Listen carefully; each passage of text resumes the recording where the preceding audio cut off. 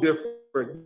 You know, it reminded me of Sodom and Gomorrah on how violent they was getting, trying to, you know what I mean, trying to GMS Lot and the angels. It was a rough situation, Karam. Our God is against homosexuality. Our God is against lesbianism. Our God is against all of that nonsense, man. Like Preaching Officer 5000 a Bun says, all it is glorified masturbation. You ain't really married, you ain't doing nothing. It's just deviancy to the highest level, which is punishable by death. And I'm going to show it to you. Give me Leviticus chapter 20 and verse 13. Of course, we ain't putting nobody to death, Karam. You know what I mean? You ain't got to worry about the Levites coming to chop your head off. Understand something.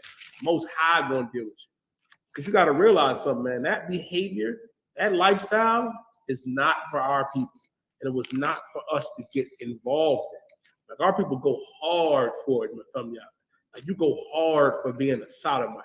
What you need to go hard for is this truth. Black, Latino, and First Nation man and woman. That's what you need to go hard for. You got to go hard for that. You're going hard for everything but. Everything but. It was a damn shame, Karam Yala. It was out there going at it. You know, it looked like a full Civil War blows. It was terrible. And it goes to show that the Most High is against it. The Most High is against you being a sodomite. And they call it pride. Ain't nothing prideful about being a sodomite. Pray you understand. Yeah, it's not something to take pride in. That is an evil spirit to be in, man. And it's wicked as hell. So, you know what I mean? For a man to be with another man or a woman to be with another woman. Read what you got, Ibad. Okay. This is book of Leviticus 20, verse 26. Leviticus 20 and 13. This is book of Leviticus 20, verse 13. And if a man also lie with mankind. If a man also lie with mankind. If a man lies down with another man, or if a woman lies down with another woman, read. God, as he lieth with a woman. Because a man is supposed to lie with a woman is supposed to lie with a man. Keep going. Both of them have committed an abomination. Both of them have committed an abomination. It's an abomination unto the Most High for you to be a man and be with another man. For you to be a woman to be with another woman. A big shout out to Captain Zariak, man. He made a good point about, you know what I mean, about that sodomite Saucy Santana. He went out there and was Saucy Santana was going out there saying, y'all bitches want to be masculine. And I'm sitting here like, God damn, Karam, is that not the pot calling the kettle a nigga? That's the pot calling the kettle a nigga. We damn past black. I call it for what it is. You mad at sisters for wanting to be masculine. The sister shouldn't be masculine. But you sitting up here full sodomite wanting to be feminine. What you trying to be? You going against nature. You going against the Most High. And that's an abomination. That's an abomination unto the Lord. That's what the Most High said, Mahayaman. If a man also lie with mankind as he lieth with a woman, both of them have committed an abomination. Both of them. You a woman, you ain't supposed to be with another woman. What gratification do you get from that? Let me tell you something too. Are you aware of all the abuse that happens between them dykes, Salakians? I apologize. Between those lesbians? Can't say that. We can't use the D word, you know. TikTok and other social media. TikTok, I apologize. This is all sensitive. They, you know, abusers of themselves. You know what happens with them lesbians? Them Beanie Siegels, you know what I mean, and the Michelangelo Ninja Turtles, you know what I mean? Lesbians be beating the hell out of them sisters. They do. They be tearing them up. God damn, it's a rough situation. It's a rough one. You can forget about it. The Most High ain't for it. The Most High don't want two women being together. The Most High don't want two brothers being together. And they push this on our people, and you go hard for it. Hard for it, and you wonder why your life is in hell. You wondering why you got AIDS, you got HIV, monkeypox. Let me tell you something, Corona. Monkeypox came out, I was like, God damn. I saw one devil's face. His face was decaying while he was alive. His nose fell off. Like, good night. And the statistics behind the monkeypox was crazy too, Mahayaman. So we read an article for General Mahayaman where it said 98% of those that got monkeypox were men. The 2% were women that had men on the down low. Exactly, bro. My thumb y'all like, damn. That means good night. The Most High is telling us, man, that you ain't supposed to be in that type of behavior. You not. Most High said it was an abomination. Both of them have committed an abomination. Read. Oh God. They shall surely be put to death. They shall surely be put to death. Ooh-wee. Listen, Levites ain't putting you to death now. You ain't got to worry about Yatazar, you know what I mean, coming to chop your head off. You ain't got to worry about that. What you need to understand and realize is this. Now the Most High is going to deal with you. And you don't want the Most High dealing with you. You don't want that. That's a rough situation, Karan. The Most High dealing with you? Ooh-wee. You live that lascivious lifestyle now, the Lord see you, and he gonna deal with you. And you go out there and you march and have a parade, and you out there having a full-out brawl out there in Center City. It was embarrassing, Karan. That's your pride, huh? That's what you got to be prideful and thankful for. Well, the Most High is against your pride. And I'll show it to you. You know what's heavy? I seen one devil on TikTok, Karan, that was like, well, you know, Romans, the first chapter is not talking about homosexuality. Well, let me prove that devil wrong. Who is a sodomite, by the way. Can you give me Romans chapter 1 and verse 25? Give me Romans, the first chapter and the 25th verse. Because they try to make it seem like at the Most High, you know what I mean, it's not against homosexuality, where there's plenty of scriptures on it. And the heavy thing is with Romans, the first chapter, Paul was speaking directly to that and the wickedness of that and the vileness and just how revolting and disgusting it is. And you got to realize too, man, during this time period that Paul lived during the time of the Roman captivity. So he saw it in full effect. Like how we see it now, Karam, Paul saw it back there in Rome. You can only imagine. White man was walking around in dresses back. Well, he's still walking around in dresses. He was walking around in full dresses during that time too. So roughly, give me Romans chapter 1 and verse 25. This is the book of Romans, to the 1 and verse 25. Who changed the truth of God into a lie? Who changed the truth of God into a lie? Who told us that homosexuality was an alternative lifestyle? Who told us that pork was the other white meat? Who told us that? I'll tell you. The oppressor did it. He's the one that said, who changed the truth of God into a lie? He did that. Read. Oh God. And worship and serve the creature more than the creator. And worship and serve the creature more than the creator. Now you ain't worshiping the Most High. You don't give a damn about the Most High. Now you care about, all you care about is man. What man we talking about? We're talking about you care about the oppressor. That's the one that you care about. That's the word that matters. A lot of you don't believe nothing, understand anything, but you respect the oppressor. That's who you worship. That's who you serve. That's why it says, well, who changed the truth of God into a lie and worship and serve the creature more than the creator? You worshiping and serving the oppressor, who is the devil that the Bible speaks of. El hombre blanco es el diablo.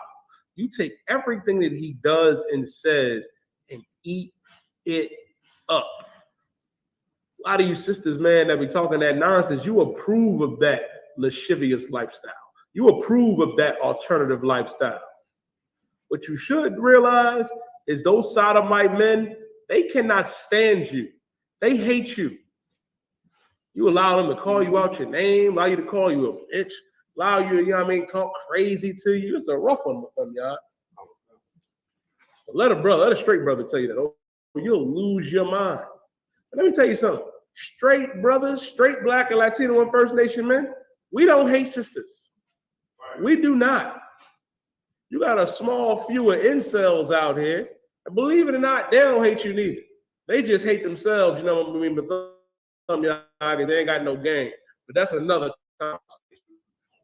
That sodomite, he cannot stand you because he wants to be you, and you eat it up. They should be ostracized. And you got to realize, man, like up until the 1970s, homosexuality was classified as a mental illness because it is. You got demons on it. You ain't supposed to be looking at another man if you're a man. You ain't supposed to be looking at another woman if you are a woman. Come on now. The oppressor is the one that said, oh no, this is alternative way of living. This is acceptable. You can't even say certain things now. Oh my God, my thumb, y'all. You go to your slavery. Any one of us go to our slavery and we drop the F-bomb. You know what F-bomb I'm talking about? Boy, HR gonna have a field day with us. Have a field day. It's a rough situation. Listen, if I'm not mistaken, Ibahaya, didn't they get hate crime bills signed for them because they was getting beat up in the summer of 2021 and 2022? They got bills passed for them. But you can run up in a sister's house and unalive her while she's sleeping. You can unalive Hispanic sisters and brothers. You can unalive a brother by putting your knee on his neck. No hate bill for the straight brother and sister. No. Realize something. Our God is against this place and everything that this place promotes. Everything. America is Rome and Egypt on crack and steroids and acid and mushrooms. Whatever you can think about, America is that 100 times worse. And the Most High God, Yahweh, is against it. Keep reading that, God. O God, who is blessed forever. Amen. Verse 26. For this cause, God gave them up to vile affections. For this cause, God gave them up to vile affections. What are these vile affections? I'll explain it to you. Keep reading. For even the woman that changed the natural use into that which is against nature. Even the women did change the natural use. What's the natural use? A woman is supposed to be with a man. You ain't supposed to be with no woman. And let me explain something. Because a lot of y'all don't understand this, right? You don't get it. You just don't understand it. It's not natural. It's not. And that's why, and let me tell you how unnatural it is, right? And how rough it is. Like for the brothers, let me talk to the incels for a second. You know what I mean? To make fun of them real quick, Karam Yah. They say, well, sis said that I got to be 6'5" and make this amount of money. Shirley with the fresh cut, with the FUBU jersey on, is not 6'5" and does not make over 100,000. Is she not? Am I lying? Y'all looking at me like I'm crazy. Sister, am I crazy? Like, they not. Come on, man. Come on, man. All of them look the same. All of them look like Beanie Siegel and Michelangelo from TMNT. All of them look like that. So y'all brothers saying that when they say you got to have this and that, that's a lie. Ask Quatazar. Quatazar talk to bulldaggers all the time. Quatazar. Like Quatazar. Like, you know, the incels be saying on TikTok, they be saying, well, you know, you're dying. Sis said that I got to be 6'5" and make over 100K. Well, I be like, well, the female kiss ain't 6'5" and she don't make 100K. She got the Michelangelo yellow mask on, orange mask on now. She 5'5". It's a rough situation. The Most High ain't for it. He's not with it. He's not with you, and you going against nature by being with that sister. And then what do you do? What do y'all do together? Let's be real. What do you really do? I ain't gonna be too vulgar if we got babies in the room. What you gonna do? Go get a toolbox, Quatazar? That toolbox can't compete with Karam. Can't compete with Ibad and Thumb Yard. I pray you understand. And for you incels out there, why do sisters keep having babies? You know, even the butchers, they have kids too. Young kids, which lets you know brothers don't care. Brothers do not care, Karam Yala. There's a brother right now looking at that sister with the FUBU jersey on and the Rockefeller jeans. And you know what he said, Quatazar? That don't matter. That don't matter. You ain't supposed to be like that. You ain't supposed to live that lifestyle. You going against nature. You supposed to be with a brother. You supposed to be. Keep reading. Verse 27. And likewise also the men. And likewise also the men. Now you got sodomites like Saucy Santana. Saucy Santana. And let me get to the root of why you have Saucy Santanas, why you have young MAs And why you have brothers and sisters that turn out to be sodomites, homosexuals, and lesbians, and the F word. You got molested. You got touched when you were young. You have past trauma. And I apologize for what happened to you because it was traumatizing, and the person that did that to you deserves death. And now you go and do it to somebody else. Now you're living that wicked lifestyle because you wasn't able to deal with that trauma. When you ain't supposed to live that lifestyle. Now you got brothers. Likewise, the men. Keep going, Ibad. Leaving the natural use of the woman. You leaving the natural use of the woman. You ain't looking at sisters now. Now you're looking at brothers. And that's something that's diabolical. And there's one thing that I cannot stand, man. That I cannot stand Black, Latino, and First Nation man and woman is a sassy brother. I cannot stand it. Like that's just terrible. Like you're supposed to be a soldier. You're supposed to be masculine. You sitting up here a whole sodomite. Weak. Understand something, man. That's not how we're supposed to be. Brother, that's not how you're supposed to be. But because we're in this place, because this is what they promote and all the abuse, you know what I mean? It's a rough situation. Now you got that strong demon of homosexuality. Now you ain't even looking at women no more. You ain't looking at sisters. You're looking at other brothers. Diabolical. Keep reading. Burn in their lust one toward another. Burn in their lust one toward another. You ain't supposed to be living like that, man. That is not a lifestyle that our people are supposed to live. It shouldn't even be an option.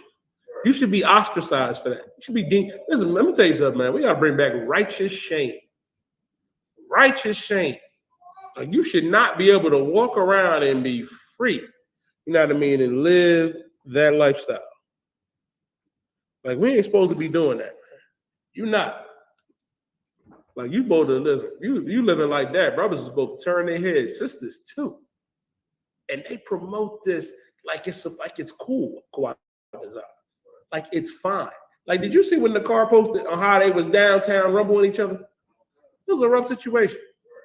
A rough situation. They don't talk about how violent they are.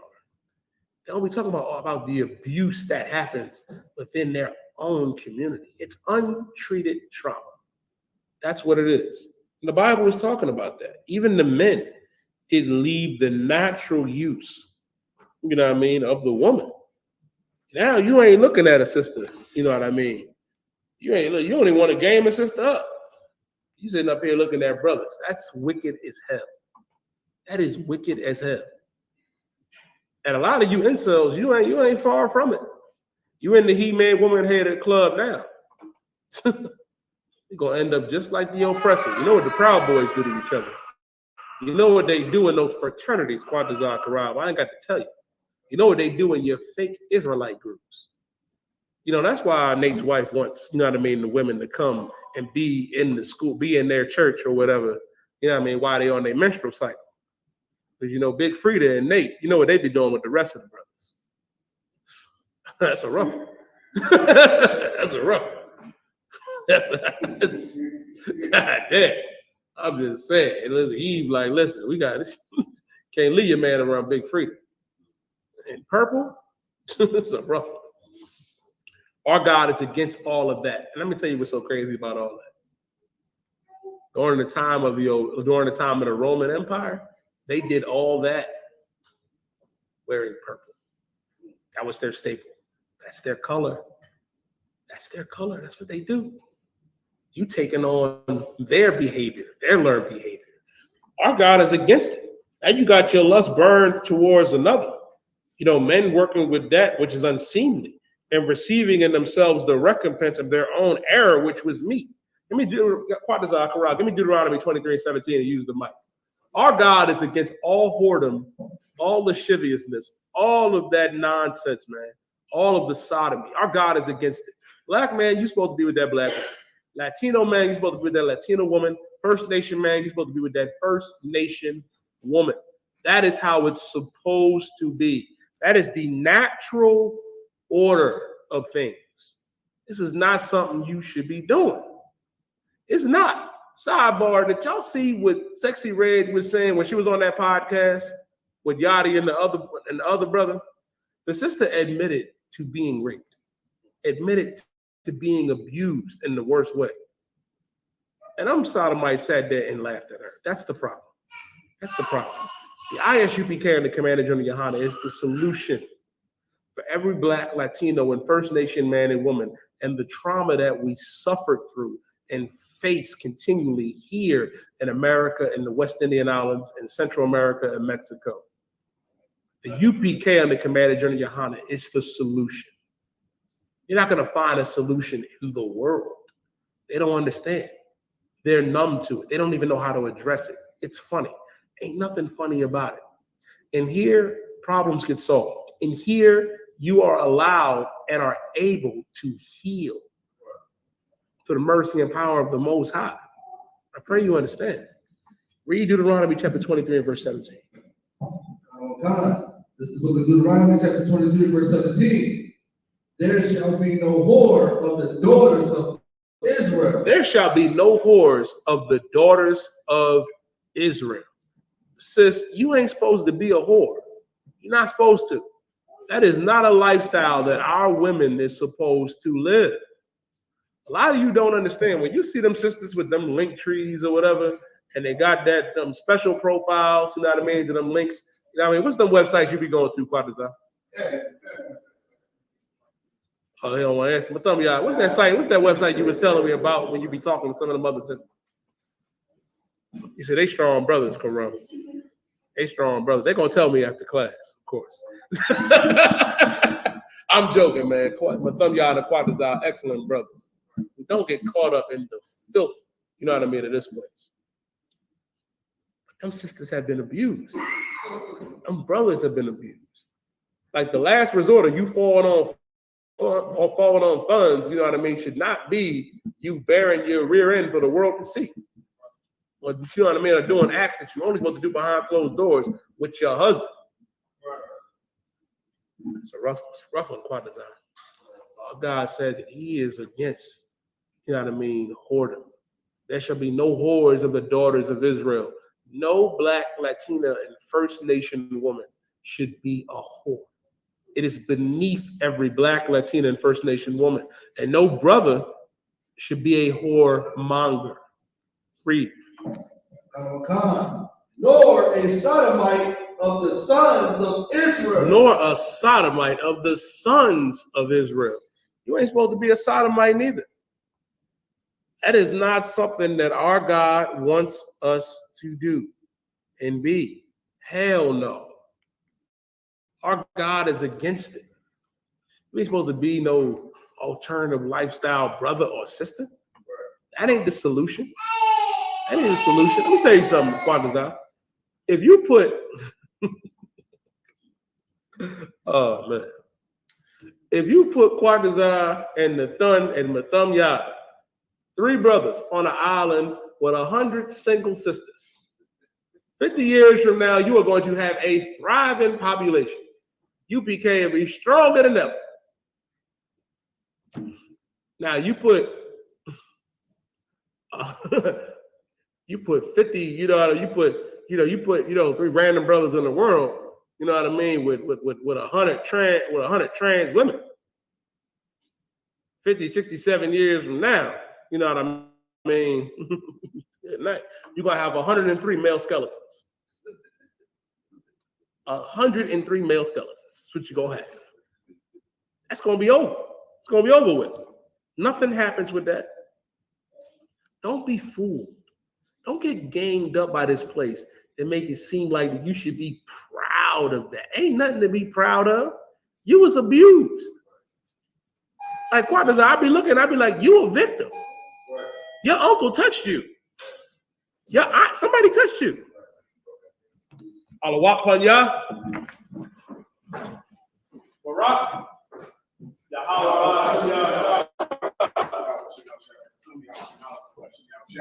Wrap it up.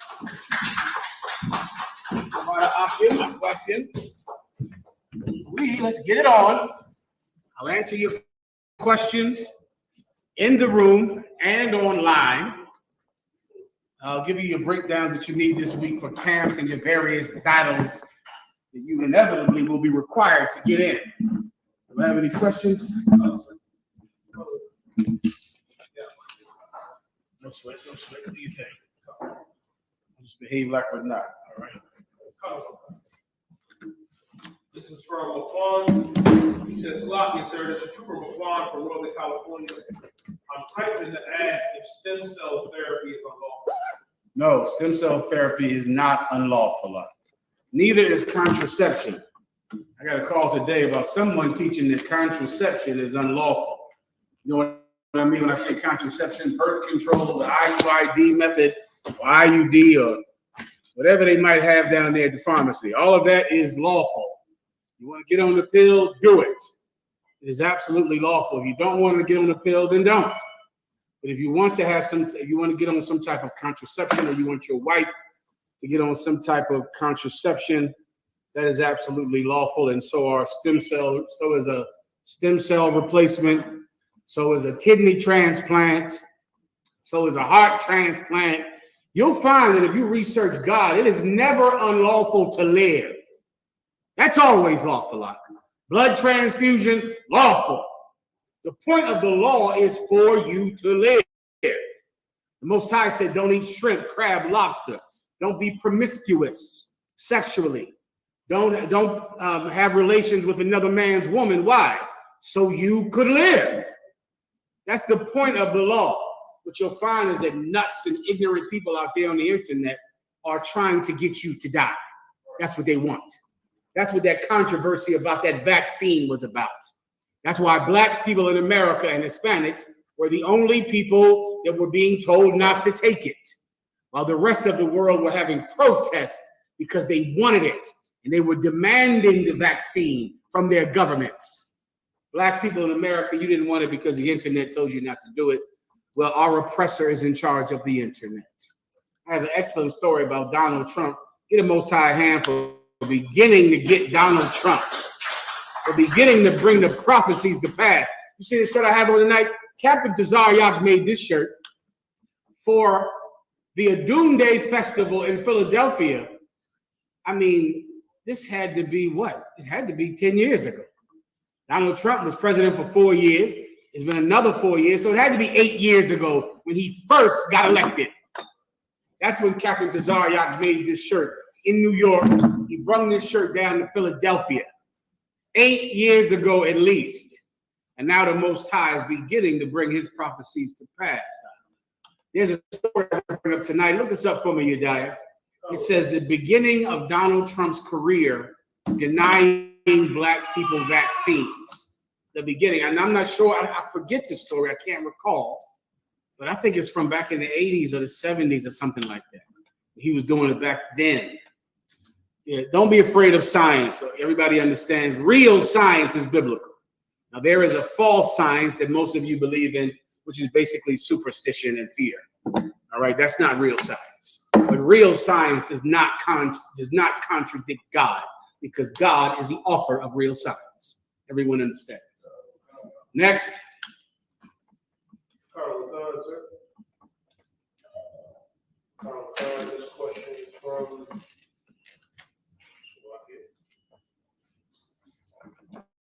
Time you got? Time for church 734. Go ahead. Carl, this is from Shapara Yahawada. Please get a breakdown of 2 Ezra 9 and 36. I would like to understand what this is saying on the show. No problem. 2 Ezra 9 and 36. God, this is book of 2 Ezra, chapter 9, verse 36. For we that have received the law perish by sin, and our heart also which received it. Go one verse above it. Verse 35. That thing also which was sown, or cast in rent, or received, doth perish, and remaineth not with us. I gotta catch up with your taste, all right? Where are you at? 2 Ezra chapter 9, verse 35. Stand by. Second Ezra 9 and 35, right? That's where the question is. I believe it's 36. Mm-hmm.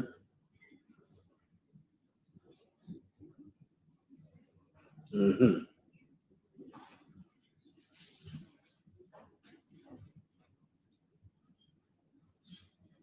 Mm-hmm. Okay, skip up to 34. That's what you need, all right? Go ahead. This is the book of Second Ezra, chapter 9, verse 34. And lo, it is a custom when the ground hath received seed, or the seed a ship. Let me start right there. Let me try to explain this to you. It is a custom, meaning she's saying that this happens. This happens normally. Read it from the top. It is custom. Read after that. When the ground have received seed. So it is custom, meaning it's normal, that when the ground receives seed, meaning you're a planter, a farmer, you want to plant something in the ground, right? So when you go and put that thing in the ground, that seed in the ground, go ahead.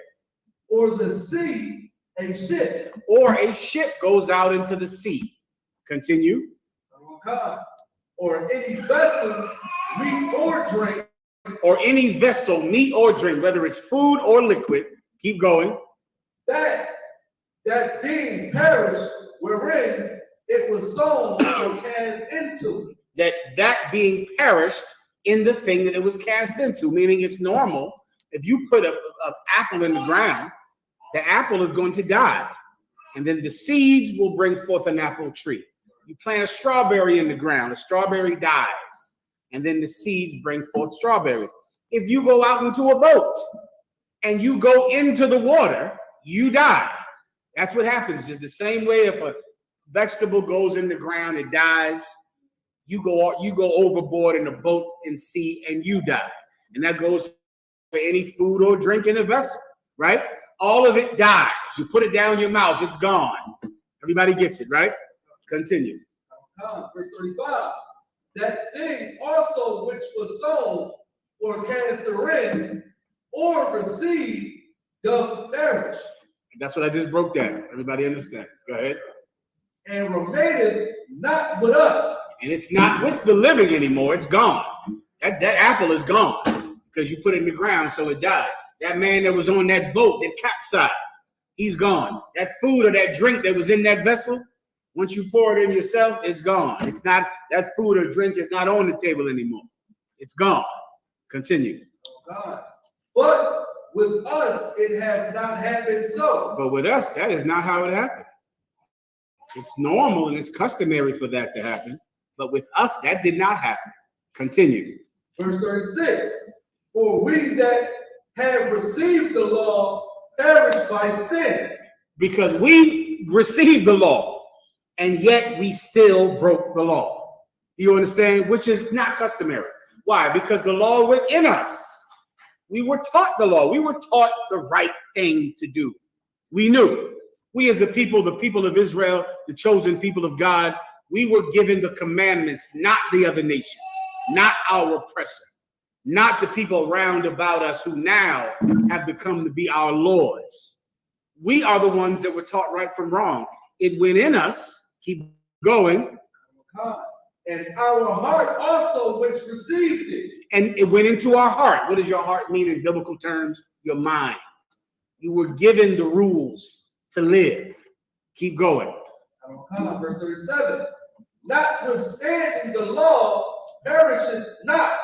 The law did not die. The law is still around. The rules still apply. The Most High's dietary law, his spiritual law, his ceremonial law, those things are absolutely still alive right now. Continue. But remaining in his force. But they remain in his force. What does his force mean? His power, his authority. Meaning what? God enforces the law. He is the enforcer of the law, not police, not some government agency, but the Most High is the one that will take it up with you when you sleep with another man's woman, when you commit adultery on your husband, when you go out and become a drug addict or a cigarette smoker or a weed smoker. He enforces the law. Everybody understands? Continue. Verse 38. And when I spake these things in my heart. Was that her question, or did we pass it or get to it yet? Oh, that was a question. All right, done. Next.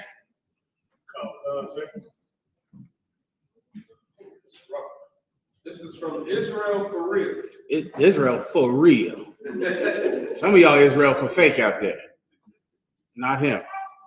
Keep going. It says, Shalom, sir. Shalom, boy. Yahweh Shem Yahshua Barakatah. He said, what should I do if my wife tells me her and her baby dad have been sexting and sending sexual videos to each other? It's a rough one, young warrior. Unfortunately, that's a very common occurrence, here in the land of our captivities, round about the world, right? Well, if your wife tells you that, then you should ask your wife, has she slept with this man? Right? You should ask her. If it's even easier if you're a member of the Israelite School of UPK. If you're a member of the Israelite School of UPK, then we could ask for you because that's a very delicate situation. And in many times your anger might cause you to do something that might hurt you, even though you are the victim. If your woman commits adultery and sleeps with another man or is sexting is the pictures and everything. And the videos, god damn. So it's not just text messages. Oh, he said videos too. All right, well, that's a hurtful thing to happen to a brother. So many times you don't want to be the one that confronts her, because then you might do something that ruins your life, even though you're the victim. Because if you harm her or unalive her, now she's going to go be with all of the men in the world, and you'll be in prison. So many times Commander General Yohana advises you to allow the school to handle that. So if your wife says, I've been sexting people, I've been sending videos to my ex, it's always that ex.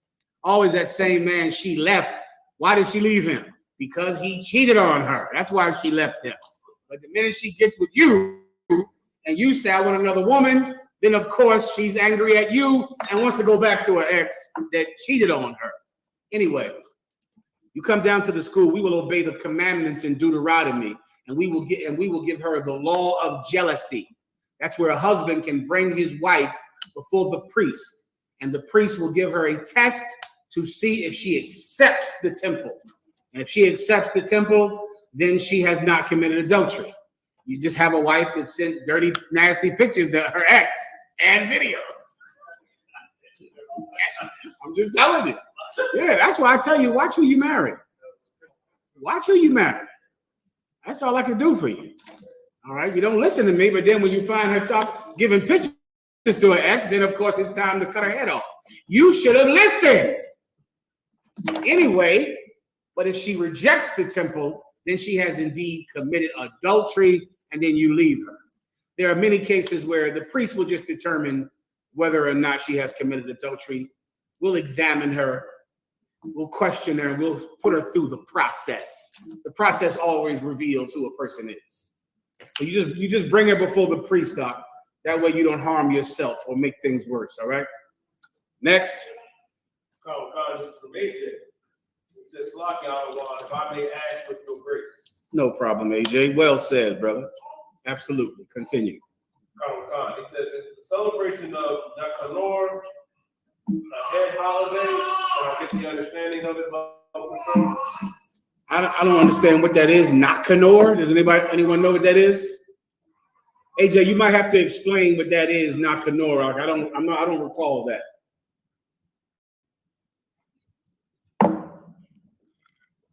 Let me just ask Alexa. Alexa, what is the holiday of Nakanor? The holiday of Nakanor is celebrated in Japan and is similar to Western Halloween. It is a Buddhist custom and one of the most important Japanese Buddhist customs. Would you like to hear a holiday joke? No, thank you, Alexa. Nakanor is unlawful. Everybody understands. Nakanor is a Buddhist custom, which means it's the worship of another god. The god in question is Buddha, who is God to the people of Buddhism. He's some prince that lived a long time ago. Just like Cesar Borgia, once the prince died, his family made a statue of their son and told everyone that their son was God. And that's what the Apocrypha says about the creation of idols. It's always the child of some powerful man. When his son dies, he has the money and the reach to make his son's image a god. And that is what Buddha is, and Nakanor is unlawful, AJ. Next. Sir. This is Captain Go, sir. No sweat, Captain. Yes. He said, why did the Lord kill Ezekiel's wife? Was it because he ignored his duty, or for some other reason? If there was there a precept? Well, the Bible only says that she was the desire of his heart. The Bible doesn't tell us what kind of wife she was or what kind of person she was. You can infer that she was a terrible person and unlawful, and that she was an absolute distraction and a prohibitor of Ezekiel going to camp. Now, you have to infer that based on the Most High taking her life so that he could go to camp, because clearly he couldn't go with her alive. With her alive, he was unable to put the shoes upon his feet, to tie his mitre about his head, and to go speak. He couldn't do that with her living, which lets you know two things in the spirit. That one, she was evil enough to stop him from going to camp. Two, he was too weak under her to resist her. You get my point? He couldn't just say, bitch, shut up. I'm not, get in there and be quiet. I'm going to camp. He didn't have the strength to do that. She was the desire of his heart. So you can infer that she was wicked and that he was too weak to do the Lord's work and reject her. That's what you know about Ezekiel's wife and why she died. If your brothers don't know the precept I'm speaking about, you just raise your hand or someone online tell me and I'll read it. If not, I'll move on. All right. Go ahead. This is from Robert Carter. Mm-hmm. This long little practice. I'll return to a previous question. He said, with all that being said, is sexting not considered adultery? Sexting is not sex. So it cannot be considered adultery because adultery is sex. Do you get my point? There are many things that are absolutely unclean. They're not sex. It's not sexual contact. Or else you would be married to every woman who you've seen walk down the street half naked. You understand? If I go out this door, I'll see virtually all of a woman's body. She's not my wife because I've seen that. You see a woman in a movie, a woman takes off her top. You brothers, you go to those movies where they show naked women or those pornography sites y'all always on. That would mean you were married to that woman. You get my point? It would mean if you not even pornography, if you just watched a regular R-rated movie and it had an explicit sex scene, the woman is topless. You're seeing the woman's body. That would mean that's your wife. Or if a woman goes to an R-rated movie and a man takes off his shirt and shows his penis, that would mean that that's her husband on the screen. She's married to Brad Pitt from now on because she's seeing his body on the screen. Seeing a naked image of a person is not adultery, does not mean you're married to the person. Is it unclean, disgusting, and unlawful? Absolutely it is. It's just not breaking that law. You understand? It doesn't mean that you have had sex, because if it was adultery, then the woman would be married to the man who saw her body. You'd be married to those prostitutes on the porno sites that you watch, or when some actress takes off her shirt in an R-rated movie, you would be married to her. No, it's not unlawful. That's why you should choose wisely when you choose a woman. There are so many things that cannot give you the right to divorce. It can give you the right to a lot of things. And once again, you might bring her to the council, and the council might determine she's sexting this man because she is having sex with him. Do you understand? That's why I'm trying to advise you, bring your wife to the council. Because I've been in councils where the woman says, I sent these nasty pictures, I got weak. Upon examination, examination, the council realizes she sent this picture because this is her husband, this person. That's why she sent this video. That's why she's lying when she says she didn't have sex with him. She sent the picture because this is her man. And I've been in councils where the woman says, I did not have sex. The council tells her that she is judged an adulterer and a liar, and this marriage is over. That's probably what I've seen, I think, virtually in every time it's ever happened. I can't recall a time when the council did not determine that she was a whore. Every time that I recall, if she sent those messages, she also committed adultery. I'm just telling you, but I can't just give you a blanket statement to say it automatically means it, because it does not. You bring her to council and we will determine whether she's a whore or not. 9 times out of 10, she's a whore. But you still should bring her to council. Everybody understands. Go ahead. Go, sir.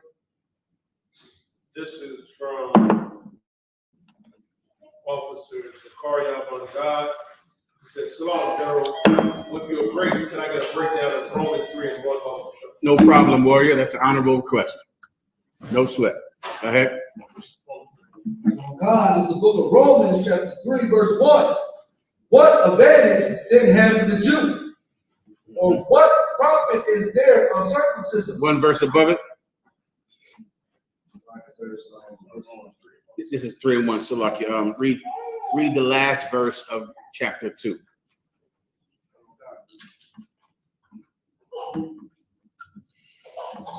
It's the book of Romans, chapter 2, verse 29. But he is a Jew, which is one inwardly, and circumcision is that of the heart. You read one verse above it. Let me give you the whole controversy about this. Fake Israelites, Christians will say that they will use this precept and then lie about the meaning of this precept to say you're a Jew in your heart. You know, you're a Jew based on how you feel about being Jewish. And so that makes you a Jew.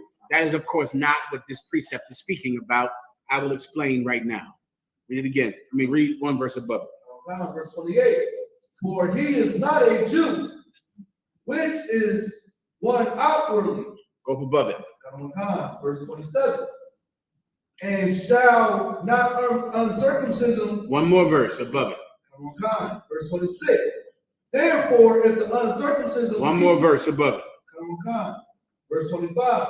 For circumcision barely profited. Mm-hmm. It's all right. If thou keep the law. This whole topic, everything we're reading about now, is about whether or not the brothers in the truth who came from Greece, who came from Rome, who came from Thessalonica. What book is this in? Who came from Rome, who came from Corinth. These brothers were not circumcised when they were children because they were in a land where circumcision was not the law. You can compare that today to Benjamites, West Indian brothers who are from the islands. They don't circumcise on those islands. I believe in Haiti, they do not circumcise. The Dominican Republic does not circumcise. In America, coincidentally, they circumcise here. I'm not sure if they circumcise in the UK. The brothers will have to tell us, but there are places where it's customary for every boy to be circumcised. Well, 6,000 years ago, 2,000 years ago, if you were born in Jerusalem, every boy was circumcised on the 8th day because it was the law of the land to be circumcised on the 8th day. Paul is teaching in Rome now, in Corinth, in Thessalonica. These brothers are Israelites by blood, but they have not kept the law of circumcision. Their parents weren't required or didn't even know that they should do it. But now they're 25 years old and they want to come into the truth. They want to serve their King, Jesus Christ. They know they're Israelites and they want to keep the law from here on. They want their faith to matter, not whether or not they kept the law. They want their faith to matter, not whether or not they have kept the law. They want to come into the truth. But the brothers in the truth that lived in Jerusalem did not want to allow them into school because they were from Rome, because they were from Corinth, and they knew that those Romans did not circumcise kids. So that's the controversy that you're reading about, that Paul is writing about, because it was a very big controversy in the schools he was over, because he was the apostle sent to the Gentiles of the Gentile. He was a Gentile. Everyone understands. Now read. Okay, just remember what I just said. Now you read. Go ahead. Will we read it once? Yes. This is the book of Romans, chapter 3, verse 1. What advantage did have the Jew? So Paul just went on to say about it, you don't have to be circumcised. Circumcision is a token that says whether or not you believe in the Most High. But you better believe in the Most High, even if you don't have the outward token of your penis having the skin off. You better keep the commandments, even though you don't have this mark that pledges you to keep the commandments. If you have faith, you'll still keep the commandments. Then he came back and said, what? 3 and 1? Or what profit? No, I'm saying read 3 and 1. What advantage? What advantage did have the Jew? What advantage does the Jew have then? Or, go ahead. Or what profit is there of circumcision? Those Jews, they live in Jerusalem. They don't want us to come into the truth. They're the Jews. They don't want us to be with them. They don't want Ephraim. They don't want Manasseh. They don't want Gad. They don't want how do you say 12 in Espanol? Tribus, doce. How do you say 12 tribes in Espanol? Alexa, how do you say 12 tribes in Spanish? 12 tribes in Spanish is 12 tribus. Dulce tribus. They don't want the dulce tribus to come into the truth. They don't want that. So then what advantage do the Jews have? Or what profit is there in circumcision? The Jews are circumcised. The Jews live in Jerusalem. I'm telling you, don't listen to them. You don't have to be circumcised. So then what advantage do they have? Or what profit is there in being circumcised? Keep going. Verse 2. Much every way. In every way. That's what advantage they have. In much every way. Continue. Chiefly, mainly, go ahead. Because that unto them were committed the oracles of God. Unto the Jews in Jerusalem, those circumcised men, the Most High gave them the word of God. That's what the word oracles means. The Most High gave him the oracles of God. Keep going. Verse 3. For what if some did not believe? What if some people didn't believe? What if some people disagreed with God? You're living in a place right now in a time where everyone disagrees with God. That time has been going on since the Garden of Eden, where everyone disagrees with God. We would just all be arguing and fighting. Eventually, we'd all pick up weapons and unalive each other. And that's how we would determine whose side God was on. That's how it's normally done. Without the oracles of God, then people don't know what is true. Everybody understands? You need the Bible to end arguments, to end debate, to end war. The Bible says this, I say this, I'm right. The Bible says this, I'm not saying this, I'm wrong. What advantage do the Jews have? Chiefly because they received the word of God. Keep going. Shall their unbelief? And I'm sorry, for what if some? For what if some did not believe? What if some did not believe? Keep going. Shall their unbelief make the faith of God without effect? You see that? Because they don't believe in something, does it mean that we that do believe in the oracles of God, does that mean our belief doesn't matter? Simply because you don't believe? What difference does it make? We have the word of God. So even if you don't believe that Jesus is black, and you don't believe that the Hispanics are the chosen people of God, and the so-called North American Indians are the chosen people of God, it doesn't matter to us that do believe, because we have the oracles of God. So your unbelief is irrelevant, because we know what we're teaching. We know for a fact what we say, because we have the Bible, because we're Jews. Everybody understands? Keep going. Verse 4. God forbid. God forbid. Go ahead. Yea, let God be true, but every man a liar. That's why you need the oracles of God, young man. Because let God be true and every man a liar. Because they say that all nations can be saved. You can keep saying it. You can all believe it. All you fake Israelites and Christians and Muslims, you all believe the same thing. All of you, listen, this is how twisted the religions of this world are. Each religion believes in a different God, And they also believe that the next religion has the same God. So I call him Allah, you call him Jehovah, you call him Buddha, but it's all the same. All three of them got different rules, different practices, different customs. They'll put you in jail for something in Saudi Arabia that America wants you to do. You go around walking around in America as a woman, the way you walk around in Saudi Arabia, you're getting your head chopped off. You're getting unalived over there. But yet if you ask them, is the God of Christianity a different God than Allah? No. We all have the same God. I don't think they're the same. They seem real different to me. Because my wife went over there and now she's gone. My wife went to Saudi Arabia. She dared to pull down a mask for 10 seconds to breathe, and I went home single. So I don't believe that it's the same God in Islam as it is in Christianity. All of them just believe that we shouldn't argue. We all have the same belief as long as they're able to enforce their rules. Well, none of them believe in the Israelite school of UPK. No fake Israelite group believes in us. We're hated by every major religion, and we're hated by the small, itty-bitty, itty-weeny religions. All of you hate us, every last one of you. The fake Israelites think we're just, this. What do they say about us in the fake Israelites? That we always say we're the only ones that have the truth. And we're so divisive, and we're so mean. The Christians say we're a hate group, and we're a cult. The Muslims think we're just crazy out of our damn mind. All of them. They all agree in one thing, that they hate Commandant General Yohanna and the UPK. So what? Shall their unbelief make the faith of God without effect? No, it will not. God forbid. Everyone understands. Okay? Oh God, as it is written, that thou mightest be justified in thy sayings, and mightest overcome when thou art judged. That thou mightest be justified in what you say, and that when people try to judge you and try to convict you of being wrong, you may be what? After justified, when thou art judged. You might be justified, correct? Mightest be justified. That's correct. What that means is this.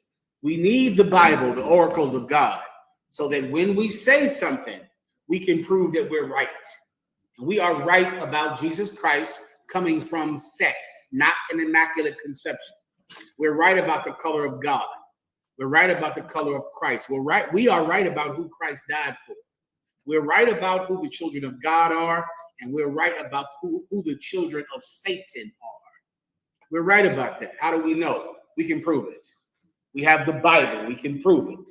And when someone tries to say we're wrong, and they try to judge us because we're wrong, we can prove that we are justified in what we say. That's the point. That's the breakdown, all right? That's what she wanted. That is the breakdown. Good to go? Is that enough? Can I move on? Next. You need me up?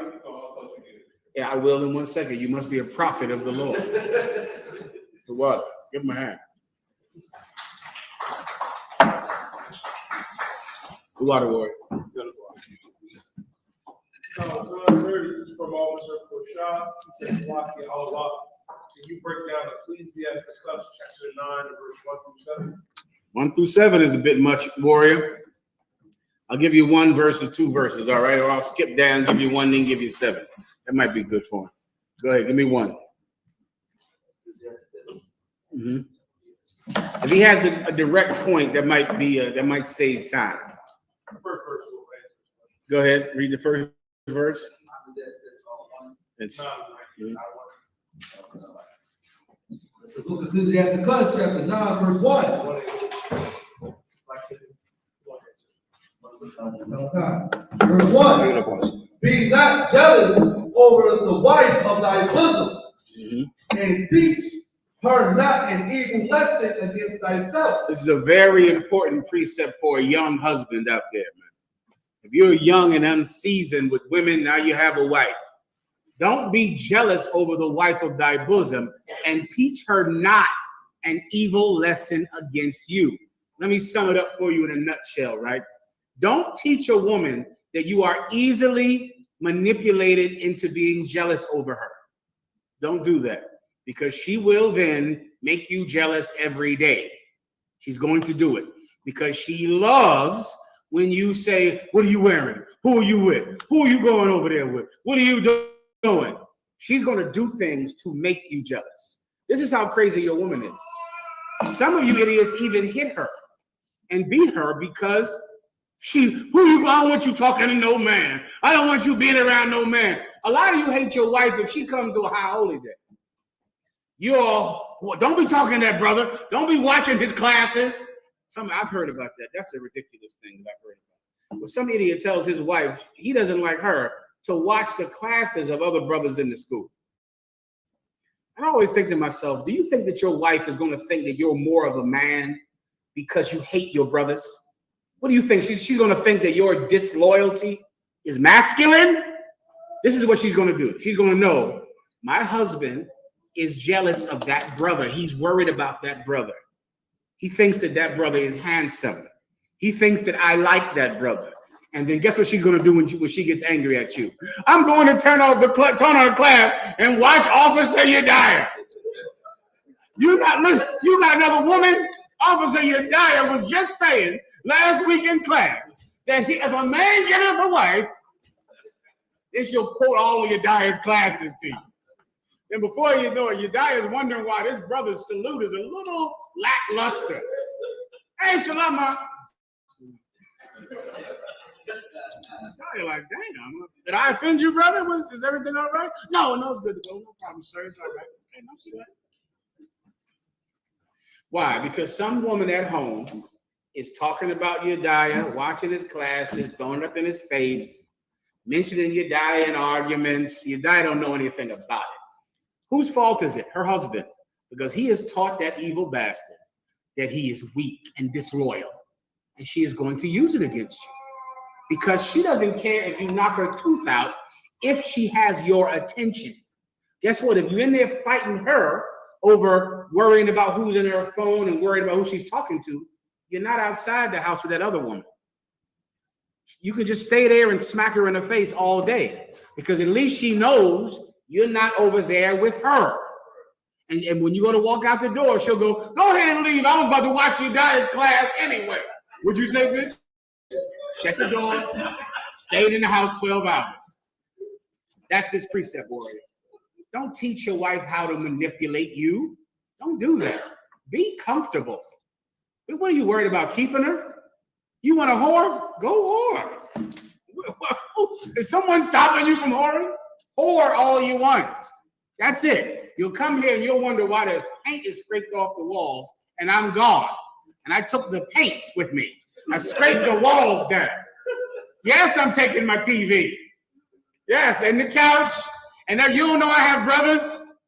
The brother's renting a U-Haul truck. Is hiding his camouflage down the street. They're going to bring it up the minute you go to work.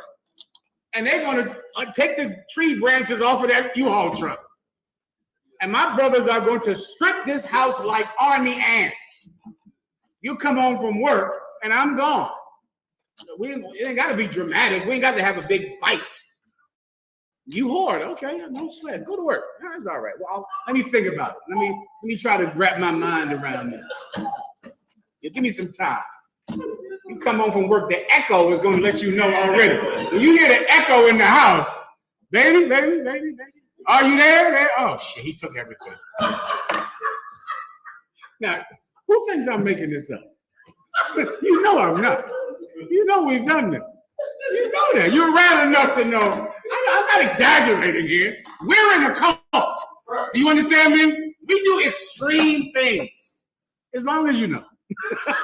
Obviously you know. Listen, we all fall short. You know, I'm not perfect. Clearly I'm not perfect.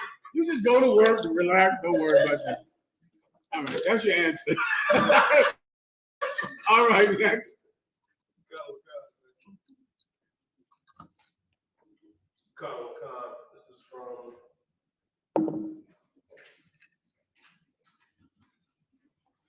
This is from Daniel, son of Judah. He says, Salafi, General, with that being said, could you clarify what the Hawashah meant said if you looked at a woman with lust, you committed adultery. Just trying to understand. Well, that's not in the Bible, young warrior. That's not in the Bible at all. Everyone says it is in the Bible, but that's not in the Bible. I'm going to explain it to you. That's from the Catholics who say, now, before I answer the question, get the precept. But do you know what that would mean? Is this brother saying that you cannot, well, let's look up lust first. Let's ask Alexa what lust is. Alexa, what is lust? Here is an answer from an Alexa Answers contributor that I translated. Lust is a term that indicates an excessive or overly intense desire for sexual pleasures. Stop, Alexa, stop. An intense or overly aggressive desire for sexual pleasure. I'm going to ask the brother a question. Do you never look at a woman with an intense desire to have sex with her? Is that what you're saying? Just answer the question. Does he believe it is unlawful to have a strong, intense desire to have sex with a woman? Let him answer for a second.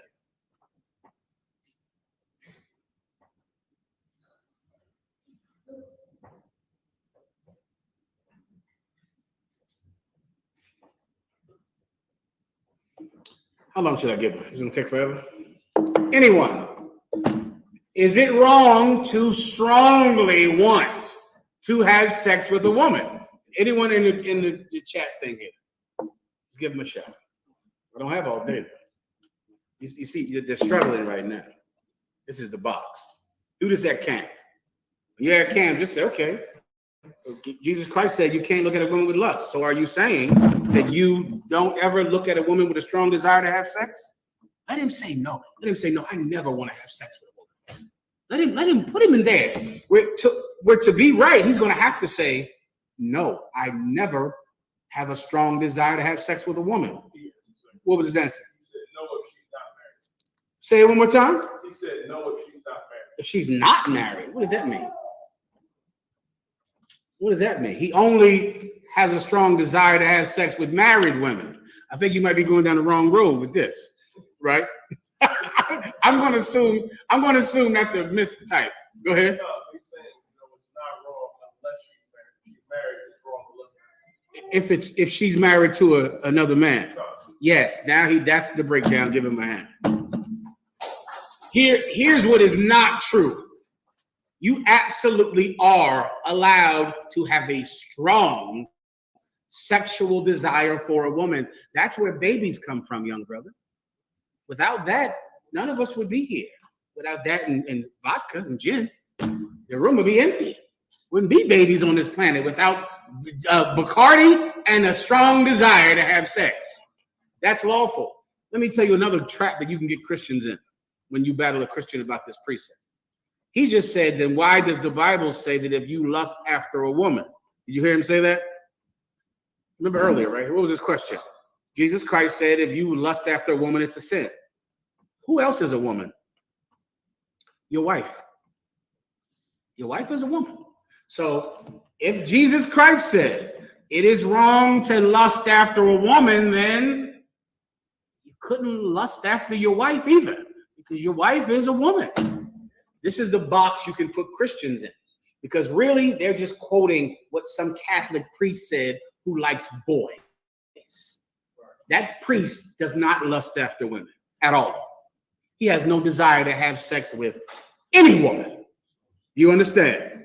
Lusting after a woman is good. It is right. It is biblically accepted, and it is how life is on this earth. Without lust, without lusting after a woman, do you know there would be no people here? We would all have died out from the Black Plague, from the COVID-19, from the swine flu, from the scarlet fever. All of us would be dead because thousands and millions of people die about every 10 or 15 years. Yet we're still here. The human race has survived plague after plague, war. How many people died? Alexa, how many people died in World War II? Numbers vary from 50 million to 55 million. 55 million. We're still, Alexa, stop. We're still here. 55 million people died. World War II took 4 years. In 4 years, 55 million people died. Why are we here? because men want to have sex with women, young brother. That's why we're still here. It is a good thing. Everybody understands. Don't let the church make you think you're evil because you like how she's shaped and you like to look at her and you want to go up to her and get her phone number and you want to be with her. That is not wrong. That's how humanity has survived wars and plagues. Do you understand? What is wrong? What was Jesus Christ talking about? He was talking about wanting your brother's woman. Her you can't want. You can't want her because the minute you begin to want her, you will plot on getting her. Don't allow yourself to even desire your brother's woman. Don't do it. If you feel the feeling coming up in your sick mind, fight it off. Do what you have to do so that you never plot on being with her. That is where the law of covetous comes from. To covet another man's wife means you're plotting on getting her.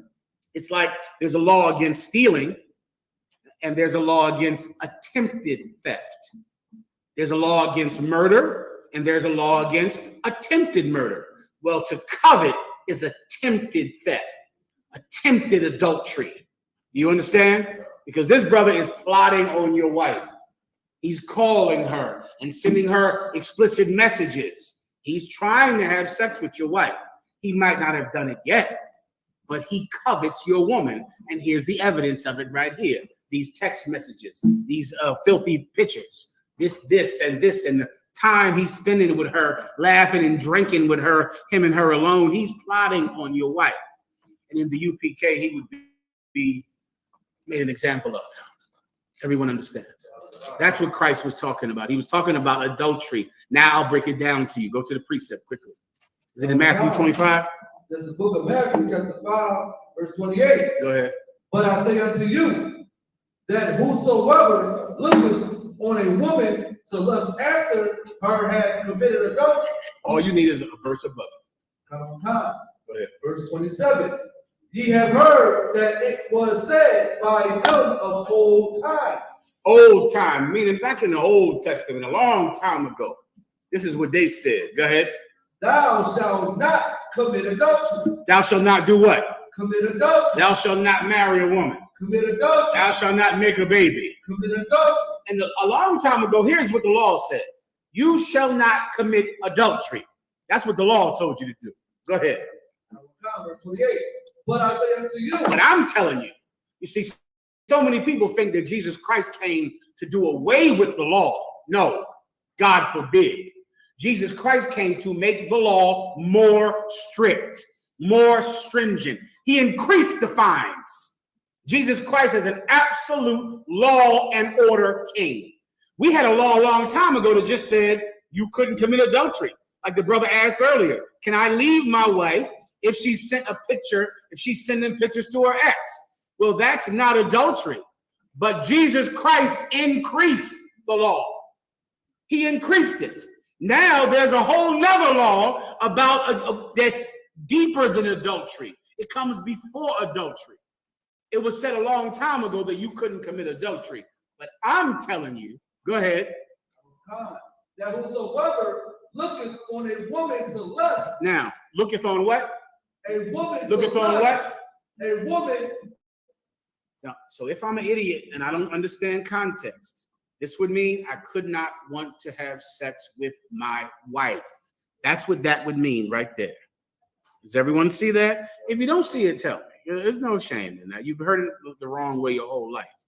I'm just going to read the precept and then let's read it one more time. Go ahead.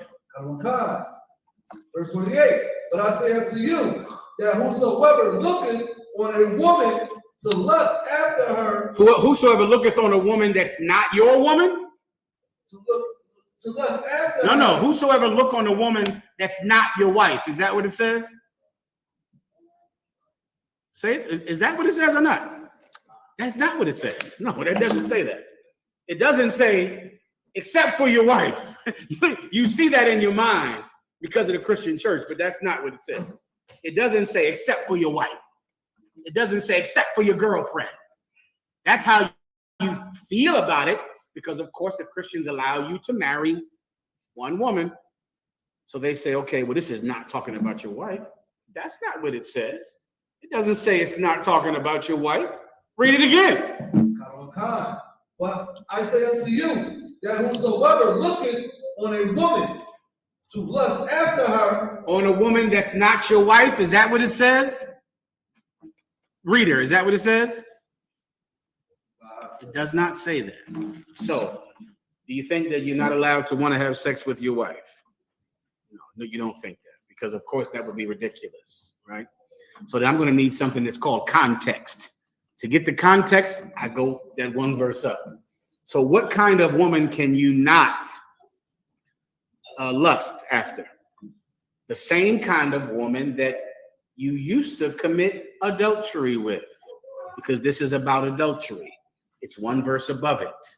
This is an adultery addendum. This is something added to the adultery law. In the times past, it was just adultery, and that's that. Jesus Christ increased the adultery law. He increased it. Now, not only can you not commit adultery, but you can't even want another man's woman. How do I know if you want another man's woman? Can I read your mind? Can the priest read your mind? No, he can't read your mind. But he does know if you're sneaking out with her at night and talking to her. He does know if you're sending her nasty messages. He does know if you're talking to her about him and hugging her and she's spending the night at your house and y'all drinking all night. He knows that. He knows that, and he's going to cut your head off. Right? Now, a long time ago, they would not have cut your head off. But Jesus Christ is telling you the law is more strict now. Does everyone understand? If you need a precept, go to Matthew 25 about murder. It was said in times past that whosoever committeth murder shall be brought to the council. This is a precept for this. This is about adultery. This is about attempted adultery. That's what this lust is. When you want another man's woman, how would they know if you want her? The plot, the things that you do, the sitting with her and drinking with her and taking her out and then saying it's innocent. Don't do things like that. Come on. Please, sir. I think it's so heavy that you bring that up, because when you think about like the movies you work on, they romanticize that. Like the woman is going through rough times with her husband, or whatever. They got knife shining armor. That's like, oh, he should be. This is like Tyler Perry's plot right here. Oh yeah, yeah. A dumb bitch out there. Excuse me, children. A stupid. Come on. It's like I can't even think of another word. It's a woman who is less than honorable and who is silly. She loves to fantasize about someone better than her husband. Just like when she first got married to him, all she wanted was her husband. Right? That's all she wanted. But when she's married to him, then all she wants is anybody except for her husband. Go look up and see who. Alexa, who initiates the desire to marry in the United States, men or women? In the United States, either men or women can initiate the desire to marry. The legal age to marry. Alexa, stop. Alexa, stop. Who wants to be married more in America, men or women?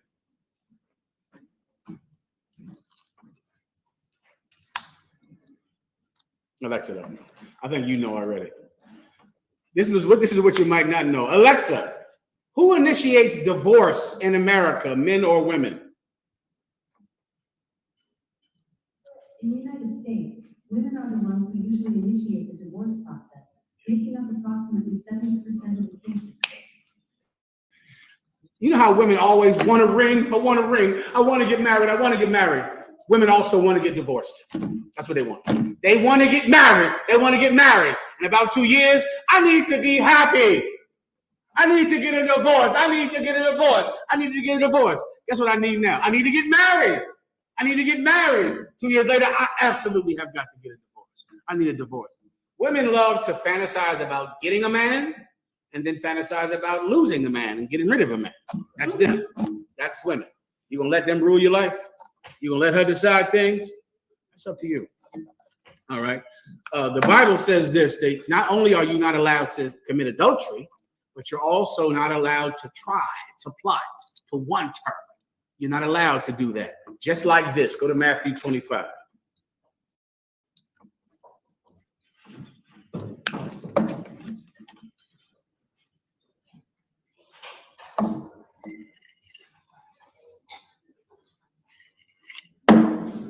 Whenever you're ready. Did I give you the right one? It was said in times past. You got that? I believe it's Matthew chapter 5, verse 21. I believe you're right. Go ahead. This is the book of Matthew chapter 5, verse 21. Ye have heard that it was said by the old, of old time. Of them of what? Old time. Remember, the other precept said it was said of by them of times past. Well, here's the same premise. It was said of them of old time. Go ahead. Is it time to roll up? Okay, then. When should I roll? Now or a little later? Go ahead. Time. Thou shalt not kill. Thou shalt not do what? Kill. In old time, the Bible says, thou shalt not kill. When you look up the correct translation, that word is murder. Murder. That's what the Bible says. The Bible does not say thou shalt not kill. The Bible says thou shalt not murder. Everyone understands. Murder is different than killing. Killing is what you do to you kill a fly. If it was thou shalt not kill, then you could not kill a fly. You could not kill a carrot to pull it out the ground. You couldn't cut down a tree, because when you cut down a tree, you kill that tree. The actual wording is murder. Murder is specifically the unlawful killing of a human being. The Bible says thou shalt not murder. That's what it says of times past. But that's not good enough anymore. That's what the law says. But Jesus Christ increased the stringency of the law because he is a law and order king. So a long time ago, they said thou shalt not murder. Go ahead. And whosoever shall kill shall be in danger of the judgment. And if you murder somebody, you're going to be in danger of the judgment. You're going to have to come and answer for what you've done before that council. Keep going. Verse 22. But I say unto you, that whosoever is angry with his brother without a cause shall be in danger of the judgment. You see how he increased that? A long time ago, you couldn't murder a man. Now you cannot even be angry with a brother without just cause for being angry. He increased it. He didn't do away with the law. He made the law more strict. That's what that law is about. There was a law for adultery. And Jesus Christ came and said, you can't even want to have sex with your brother's wife. There was a law for murder.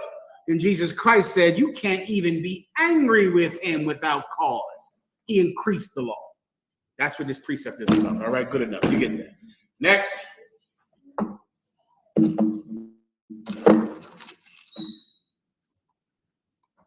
Any questions up?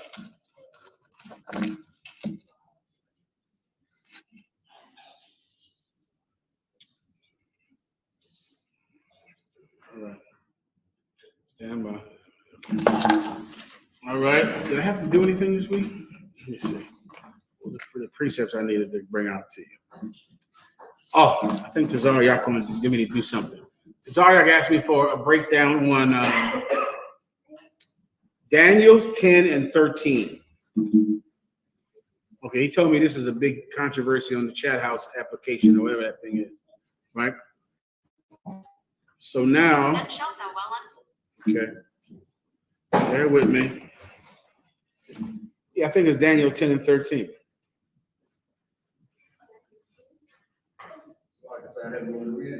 Please. This is the book of Daniel, chapter 10, verse 13. But the prince of the kingdom of Persia withstood me 120 days. But lo, Michael, one of the chief princes, came to help me. Okay. I don't know how I can describe this to you in time's sake. I think the controversy was they were saying that this was two angels helping each other. Right? Does anybody know about this at all? Anybody hear this? He said this was two angels helping each other. That's what they're saying in the chat rooms. It's not. Okay, this is speaking about Christ. Christ is at Daniel's 10, 5, and 6. That's an appearance of Jesus Christ at Daniel's 10, 5, and 6. The Spirit of Christ, an appearance by Christ, came the angel because he was about to now go in battle.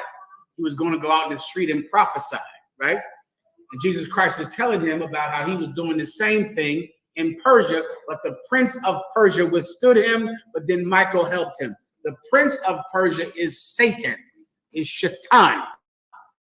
It is not, an actual man. When Jesus Christ was being crucified, he said, now is the prince of this world cast out. You understand? The prince of this world is Satan. He's in charge of this world. You need that precept. There's another precept you need is when Christ, who am I thinking about? Michael was battling for the bones of Moses. He was battling Satan. The battle they're talking about is not physical. It's not a war. It's a verbal battle. It's talking. It's Christ challenging Satan because Satan wants to do something. Christ doesn't want the Most High to listen to Satan.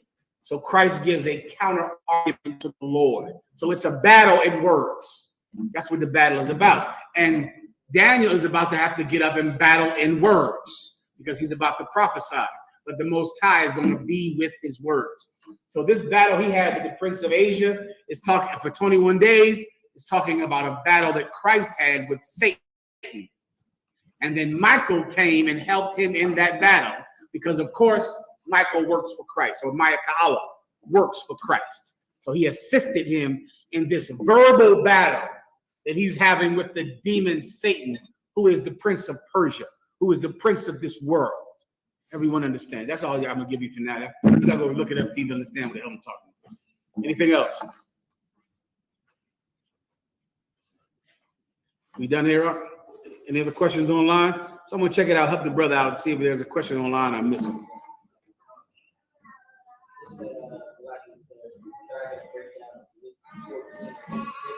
Luke 14 and 26. Go ahead. Now is the book of Luke chapter 14, verse 26. If any man come to me and have his father and mother and wife and children and brethren and sisters, yet and his whole life also, he cannot be my disciple. Yeah, this is a bedrock, one West UPK precept to understand this precept. Here's what this might help you with this concept, right? Because this is a very difficult concept to understand. To serve Christ, you're going to have to do something against your family. Your family is not going to like it. You understand? So when Christ says you must hate your mother and father, he doesn't mean in the sense that you're thinking about it like just, hate your mother and father. What he means is when your mother and father are an impediment to you coming into the truth, when they're trying to stop you from coming into the truth, then you cannot love them, because loving them will mean you will have to do what they want you to do because you love them. You love your mother, that's great, until your mother says, why are you in that cult? You can't go down there to class. You shouldn't be going down there. Well, what are you going to do then? A loving mama's boy like you. You love your mommy so much. What are you going to do when your mother cries? Please, you didn't even come over for Christmas. We missed you for Christmas. How could that religion be right when it don't even let you be with your mama on Christmas? Well, if you love mama, you're going to be there with a gift. So you're going to have to hate her. What do I mean by hate her? Meaning you are willing to have division with her because you want to be with Christ. And in too many times, you will not be able to be with Christ and please your mom and please your father. You won't even be able to be with Christ and please yourself. You'll have to hate yourself because you like to smoke weed. That's what you love. You love that more than anything. You won't even get a job if the job gives you a urine test. You'll leave the NBA over urine and weed in your urine. You'll leave the NFL. You'll go looking for jobs. The minute they say there's a piss test, you'll go keep looking. Next job. You won't even apply for that job. You love marijuana. That's the love of your life. It means everything to you. It's your peace. It's your sanity. You will not date a woman if she doesn't smoke weed. You'll lose your children over that. There is nothing that you wouldn't lose over weed. Well, you're going to have to hate yourself to love Christ. You'll have to go against yourself, against what you want, against the things you love. That's what this precept is talking about, all right? You want to say something else? I was going to say a precept that will be, thou shalt not serve two masters. That's exactly what it's saying. That master is that addiction that you're going to have. You can't have two masters. You're ruled by weed. And being ruled by weed is being ruled by white people. That's all that is. That's that. Because that's who has weed. That's where you get your drugs from. If you're ruled by pills, then you're ruled by the person you buy pills from. That's your master. That's who you serve. Well, the problem is our oppressor is at the top of that pyramid on getting you pills. He's there. And they all trickle down to your dumb ass sitting in your car making TikTok videos high on pills. All right, everybody understands. Okay, we good here? Any other questions up? What's your name, warrior? It's all right. Take your time. Anytime you're ready. Say again.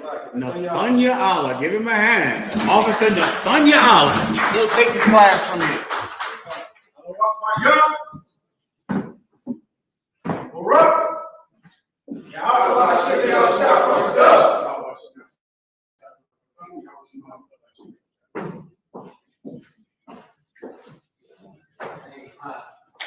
Okay.